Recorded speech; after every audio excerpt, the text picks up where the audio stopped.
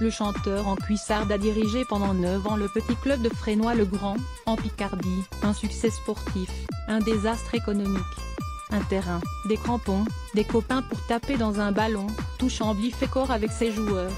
Ainsi commence l'ode de Francis Lalanne au club de national qui dispute, mardi 17 avril, une improbable demi-finale de Coupe de France contre un autre pensionnaire de 3e division, les Herbiers. Le chanteur aux cuissardes ne s'est pas pris de passion pour l'équipe picarde totalement par hasard. Quelques années plus tôt, il a même mené AS Fresnoy-le-Grand, N, au sommet. Retour sur l'épopée picarde de Francis Lalanne, qui ne sait pas tout, a fait terminer comme dans son tube, la maison du bonheur.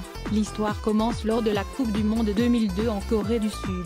Soucieux d'assurer à l'équipe de France, championne du monde en titre, un soutien conséquent en tribune, Francis Lalanne paye de sa poche le déplacement de dizaines de supporters des clubs emblématiques de l'Hexagone. Parmi eux, David Michel, amoureux de l'OM et président du club, de Fresnoy-le-Grand, à quelques encablures de Saint-Quentin, sous-préfecture de l'Aisne. Les deux hommes sympathisent, au point que Michel convainc Lalanne d'aller traîner ses cuissardes dans son bled de 3000 habitants. Un beau jour de juillet 2004, le chanteur débarque façon rockstar, dans le modeste club picard, pensionnaire de la 11e division nationale. L'attaquant Khalid Jaffar s'en souvient comme si c'était hier, on se serait cru à la télé. Sa première phrase, c'était « Je vais faire de Fresnoy le Real Madrid de Picardie ». Cyril Bonnard, défenseur de la SFA France Info. Les bottes, la tignasse, le chapeau, les lunettes de soleil, la totale, décrit Stéphane Clary, qui avait signé au club quelques semaines plus tôt. Mais il n'a jamais joué à la star avec nous, il a tout de suite cherché à nous mettre à l'aise. Le premier week-end, 300 spectateurs se massent pour un match contre Tupigny, plus pour la vedette en tribune que pour les joueurs sur le rectangle vert. Francis Lalanne en est parfaitement conscient. Il nous disait au début, ils viennent pour moi, mais ensuite, ils viendront pour vous. Après une année de rodage, le succès est effectivement au rendez-vous et le rouleau compresseur de laine suscite pas mal de jalousie. On se faisait recevoir, ça c'est sûr, sourit le défenseur Benoît Dolé. Les joueurs et les supporters des autres clubs croyaient qu'on était payé des fortunes. Moi, je touchais 150 € par mois pour rembourser mes frais d'essence.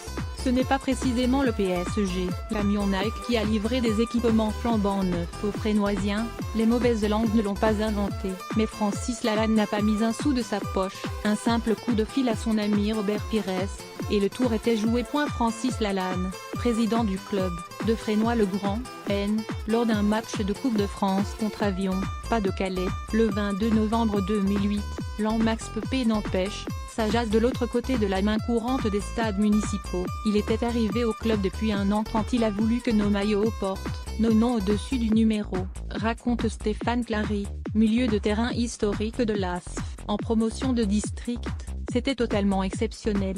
Au début, on ne voulait pas, mais on a fini par s'y faire. On nous prenait pour des pros, et ça nous faisait bien rire. Cyril Bonnard se souvient d'avoir tenté de dissuader le président, qui a balayé ses arguments d'un la star du club, c'est moi, donc c'est moi qui me ferai chambrer. Heureusement, on a réussi à lui ôter de l'idée de nous faire arriver au match en costard-cravate.